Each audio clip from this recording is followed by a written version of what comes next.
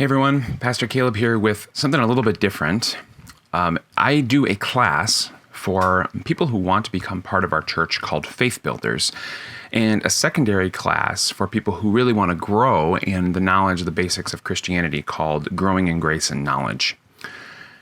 And I've just taught both of those classes to a group of folks who really enjoyed it and thought that it was really positive. And one of the things they encouraged me to do was to put these lessons online in some form.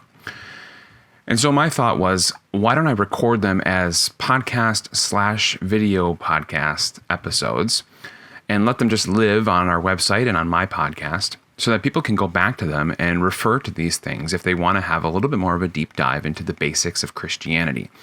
Maybe also for you, if you're visiting our website and you're interested in our church, this is going to be the place where you're going to find out the majority of the things that we believe. It's going to take time, because anything that's worthwhile does, and there's a lot of nuance to it. It's easy for people to want the Twitter version of just about everything in their life. They want the quick soundbite. They don't want to actually dig into the deeper ideas. If you're one of those people who wants to dig into the deeper ideas, this is the place to go. You may not agree with me, but what you'll have to admit is that I didn't give you just a basic black and white interpretation of Christianity or the Bible's text or of culture. I'm trying my best to be nuanced in these sorts of things. So what I'm going to do is create these episodes regularly, try to put them out so that you can come back and refer to them, and hopefully they will be beneficial for you. So the first thing that I teach in Faith Builders is the gospel. The gospel, if you want to use the Greek word that was originally used, is the euangelion. It's where we get our English word evangelism from it. Euangelion, or eu, is good in Greek. Angelion is where actually we get our English word angel, which is really just a word that means messenger. So it's the good messaging. The euangelion, or the gospel, was something that a military group would use to let the people of their city know when they had won a battle. So if you could think about this, if you're in the town and your men are going off to war, or trying to defend the city, or whatever the case may be, you don't have cameras there, you don't have any way of knowing what's going on at the battle until somebody runs back from the battle and tells you how it's going. And so the army would have one or multiple people who were designated as runners to come tell the city what has happened. Either we've been defeated, run, or we have won the victory, celebrate. Euangelion is that message that we have won the victory. The gospel is very basically this. There has been something that has happened for you, a victory that was won. You did not participate, but somebody on your behalf won the victory, and you get to receive the benefits. That is very basically what the message of the gospel is. And so what I do to illustrate this is I go to a story that Jesus told. It comes from Luke chapter 15, verses 11 to 32. It's the story that's often called the parable of the prodigal son. In more recent years, particularly because of the work of Tim Keller, who's a pastor from New York, people have started to call it the parable of the two sons. Because in this parable, Jesus illustrates two types of people that exist in the world and how both of them relate to God. And in these sons, we can see ourselves and how we relate not just to God, but to the gospel message that Jesus has died for our sins and has been raised to life to guarantee that we are saved. So, if you've heard the parable of the prodigal son before, you'll be okay. I'm just going to read through it slowly and pull apart some things through the verses. If you've never read it before, I'm not going to read it for you, but I would say you should pause the video or pause the podcast and look up Luke 15, verses 11 to 32 right now, whether on BibleGateway.com is probably an easy place to go. If you have a paper Bible, or if you want to look it up on your phone, if you have a Bible app, go read the text. And then we'll slowly walk through it and pick out some pieces that teach us what the gospel is. The text starts this way. Jesus continued, "There was a man who had two sons." Now, when Jesus tells a parable, what we need to understand is a parable is a made-up story, but it's being used to prove an actual reality. So if you remember back to your high school math class, you maybe remember a parabola. A parabola is a form of a graph that is mirrored on both sides. That's where we get our word parable from. The idea is Jesus is telling a story that has equivalence in reality. In most of Jesus' parables, there is a character who is kind of the head patriarchal character of the story. He's usually called either the father or the king or the master or the landowner or something like this. And in basically every one of those cases, that person represents God or Jesus himself. The people who relate to that person, of course, are human beings. In this case, he says there are two sons. The text tells us that the younger one said to his father, "Give me my share of the estate." Now, if you know what an estate is, it's an inheritance, right? It's the thing that you're going to get when your parents die. But what is this younger son doing to his father? He's saying to his father, "Father, you are better to me dead than alive. Your money is worth more to me than your life. I want my share of the inheritance right now." Now, in their society, they had the law of primogeniture, which would have meant that as the younger son, he would not have gotten even half of the inheritance. He would have got less than half the portion because the firstborn received the greatest portion of the inheritance. But nonetheless, he wants his portion right now. And so the text tells us that he divided his property between them. Now, that's really an important word, their property. Of course, it can be understood well. The idea is that he took what he had, all of his stuff, and he divided it among his two sons. But you have to understand that in their society, they did not have many liquid assets. They didn't have cash on hand. They didn't have investments. They didn't have money sitting in the bank. Any sort of value that they retained was retained in assets, usually assets that they could not liquidate easily. Things like land, right? And so what the father more than likely had to do was sever his land and then sell part of his land in order to give his inheritance to his son. So not only is this man more poor, but he's also lost standing in the community because in that time having land was a sign of your wealth because everyone could see how much you had. It wasn't like our bank accounts today where no one knows how much money I have in my bank account. They can't tell how rich I actually am. In that day, they could totally tell. So he's got social embarrassment. He's got financial loss. He's got all this extra effort of having to sever his property. In fact, the Greek goes as far as to say that when he severs his property or divides his property, the word there is bios, where we get our English word biology. So the way that Jesus understands what this man was doing is that he was, in a sense, dividing his life among his sons. He was giving his very life to his younger son. Now, you can already understand how offensive this is and how powerful of a statement of negative attitude this is on the part of the younger son. And just like in their culture and ours, this was something that should have been met with a high level of discipline, anger, and yet that's not what happens. One rabbi says that what should have happened is that this man should have smacked his son and kicked him out of the house. And yet that's not what this father does. This father lets his son have part of his life. Now remember, we said this is God, right? God allows people to take advantage of him. God creates this amazing world for us. He creates all the resources that we have, all the money that we have, the life that we have, the sustenance for that life, the relationships, the experiences, the plans, all the things that we have. God creates it. And yet there are some people who look at God and say, "God, I would rather not have you around. I'd rather just have your stuff. I'd rather live in this beautiful world and have all these beautiful experiences, but not have you." In this, we get to see the beginnings of this character of the younger son being developed as somebody that we know today. The text continues that not long after that, the younger son got together all he had, set off for a distant country, and there squandered his wealth in wild living.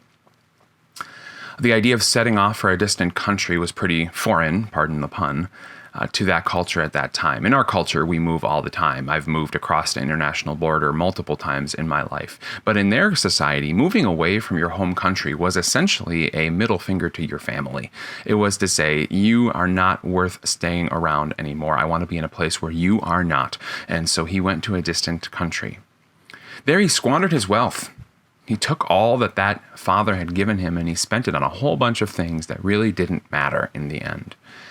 And in this, we see the behavior of many people today, where they take the resources that God has given them and they spend it, not necessarily always in monetary form, but often in monetary form, spending it on things that don't really matter. And if they're not spending money, they're spending their time, or they're spending their bodies, or they're spending their minds on things that don't really matter. Not to pick on any one thing, but let me just give you examples of this. How many of us spend money on entertainment? I'm not saying entertainment is bad, but how many of us feel that we need to be entertained in order to keep living, it seems? How many of us could go a week or even a couple days without turning on Netflix or Disney Plus or Hulu or something like this? How about our time? How many of us waste time scrolling through Instagram or doing things that don't really matter when it comes to real life with the people who might actually live in your house on our phones, rather than doing what we could to make their lives better with our time? How about your body? Whether it's what you eat or how you behave sexually, are you treating your body in a way that restores it, that conserves it, or are you spending it frivolously on things that don't really matter? See, what this son did with his father's wealth is exactly what many of us do. We take the things that God has given us and we spend them on things that don't matter, in wild living. The text tells us that after he had spent everything, there was a severe famine in that whole country and he began to be in need. We think to ourselves, famine? In 21st century North America, we don't have famines anymore. And yet, during the COVID-19 pandemic, how many people rushed to grab toilet paper off the shelves? How many of us saw prices for things start to rise astronomically? We didn't have a famine, but we found out that it was possible.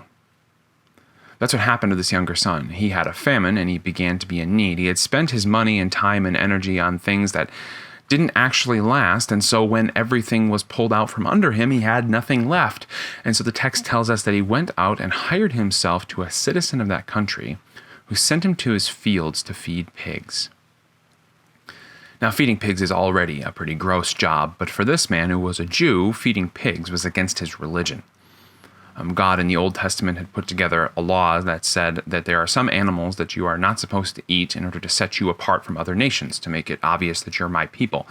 And this podcast isn't really about that, but the point is, for this man, being around pigs was not just something that was gross, it was actually a cultural no-no for him. And yet that's where he was. When he had nothing left, he had to go be something he never thought he could be. Maybe you're like that. You've seen rock bottom before. Rock bottom, a place where you never thought you would be.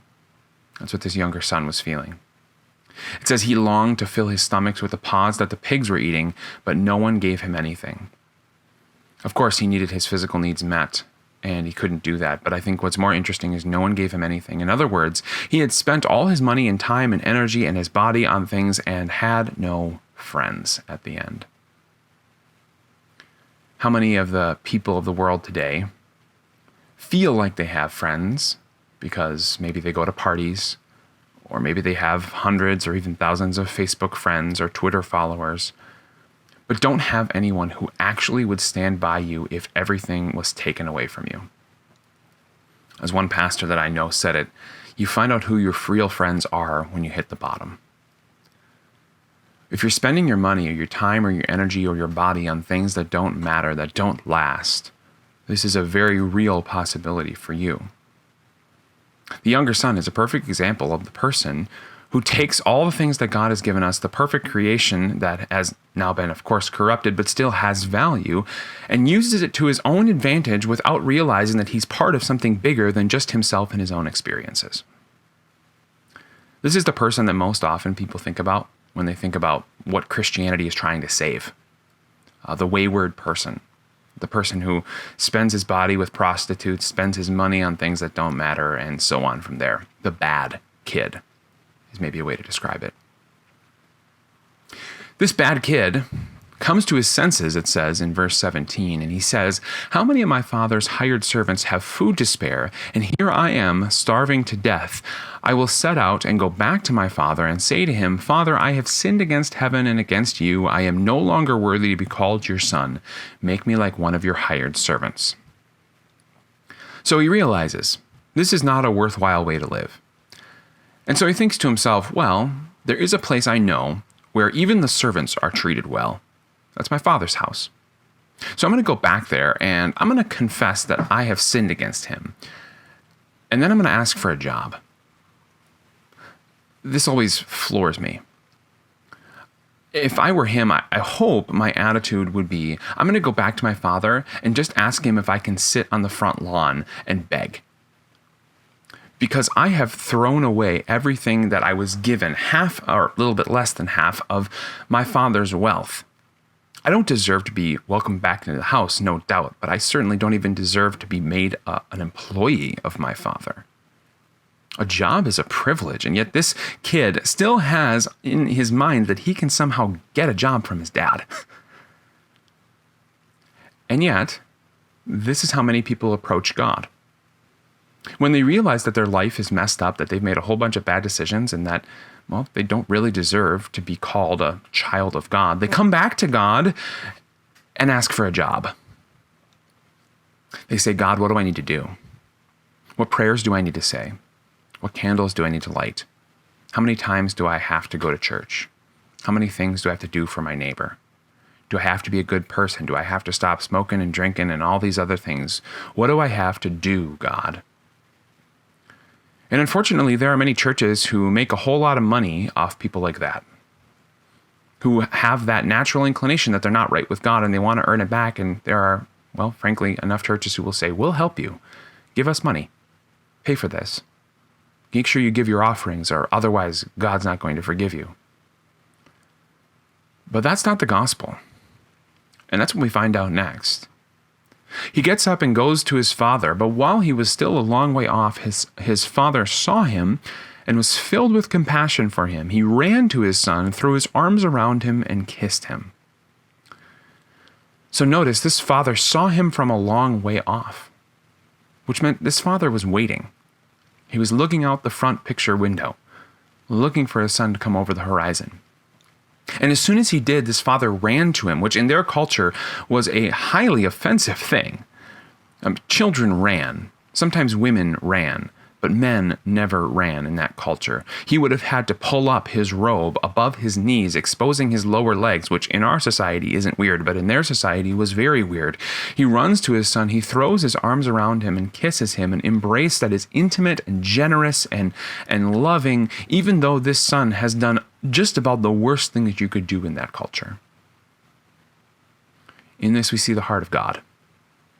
When we come back to God from the places where we have been sinning against him, before we can even get the words out of our mouth, he runs to us and embraces us, puts his arm around us and kisses us. He sacrifices his well-being, his dignity for us. He, of course, does this in the person of Jesus Christ. That God, who was eternal and perfect and other from humanity, decided to take on human flesh. That God, the second person of the Godhead, the Son, became Jesus of Nazareth, a human being. He demoted himself, in a sense, just like that father lifting up his robe to run to his son. Because God was not willing to wait for us to come back to him. He wanted to go to us and embrace us. The text says that the son said to him, "Father, I have sinned against heaven and against you. I am no longer worthy to be called your son." So he tries. He tries to get his job back. He tries to confess. But the father won't even have it. In verse 22, the father says to the servants, "Quick, bring the best robe and put it on him. Put a ring on his finger and sandals on his feet." All of those things are significant. Clothing a person meant that they were valuable to you, right? That you had a certain level of of love for that person, that you wanted to make sure they were cared for. A ring would have been probably the signet ring of the family, which would have meant that that son who had taken himself out of the family by going to a distant country was now welcomed back into the family and had all the status of the family. And even the sandals were the sign of somebody who was well off. In our society, we have more shoes than we can count. In their society, having sandals was a sign of your wealth. And so what this father is essentially saying to this son is, I'm going to provide for you, I'm going to give you status, and I'm going to give you even more than what you deserve. Then he says, bring the fattened calf and kill it. Let's have a feast and celebrate. For this son of mine was dead and is alive again. He was lost and is found. So they began to celebrate. The father's way of celebrating the son is to kill the fattened calf. Again, in our society, meat is relatively ubiquitous. You can go to the grocery store and buy a couple pounds of meat for $10 or $15. But in their society, having meat was something you would do maybe once or twice a year. And to have a fattened calf was a particular delicacy, one of the most expensive things that you could eat. And that's exactly who the father kills in order to have this son's party for coming back to the house. But there's another son. The text tells us that meanwhile the older son was in the field. When he came near the house, he heard music and dancing. So he called one of the servants and asked him what was going on. Your brother has come, he replied, and your father has killed the fattened calf because he has him back safe and sound. The older brother became angry and refused to go in. So his father went out and pleaded with him. But he answered his father, look, all these years I've been slaving for you and never disobeyed your orders, yet you never gave me even a young goat so I could celebrate with my friends. This older brother is irritated, and with pretty good reason. Remember the law of primogeniture? That younger son took less than half of the estate, but that means that what is left is all the older sons. That includes the fattened calf, that includes anything else that they're using to celebrate, that includes the robe and the sandals and the ring. All of that is the older son's essentially property going forward. And what the older son sees is a younger son, a younger brother, who has gone away, squandered all of the wealth that was officially his, and now is coming back and seems to be taking what is now the older brother's. And this is irritating not just because he's having his things taken, but because of the attitude that he has over against his younger brother. He says to his father, I've been slaving for you and never disobeyed your orders. Now, more than likely, that's an exaggeration. You ever been in a conversation with somebody where they say 4 things and all 4 of them are somehow exaggerated or a little bit off and you're not really sure where to start, demystifying the conversation and pulling apart these pieces so that it can all make sense? I wonder if that's how the father felt about the older brother at this point. I could deal with the fact that you just said that you've never disobeyed me, which is not true. You have disobeyed me. And I could quabble with the word slave here. I sure didn't want to treat you like a slave, but you obviously sure felt like you were slaving for me. But then the son says, when this son of yours who has squandered your property and with prostitutes comes home, you kill the fattened calf for him, and yet you've never even given a young goat to me so I can celebrate with my friends. In other words, the older son says, this isn't fair. Look, I've been working hard for you. I earned this. I earned it by never disobeying you. I earned it by listening to your orders, and yet you don't celebrate me. The father says to him, my son, you are always with me, and everything I have is yours. But we had to celebrate and be glad because this brother of yours was dead and is alive again. He was lost and is found. In other words, what the father says is, to his older son, you always had everything you needed. You had me. And what this reveals is that the older son actually had the exact same heart as the younger son. It just manifested itself in a different way. The younger son said, I want all of your wealth, Dad. You're better to me dead than alive. The older son didn't say that, but that's exactly how he felt. Right? I want all your stuff, Dad. I want you to acknowledge that I've been working hard. I want your stuff now. It's not enough for me to just be with you right now. And while one may have looked very pious and very well behaved, and the other not so much, they both really wanted the same thing. They wanted the Father's stuff, but not the Father. And in this, we see the character of the other type of person that Jesus describes interacts with God. The moral person. The person who's got their life pretty well together. They haven't spent their money on things that don't matter. They have built up quality relationships, and they have taken care of their family. They've been in church every Sunday. They've raised their children to know Jesus. They've given their offerings generously.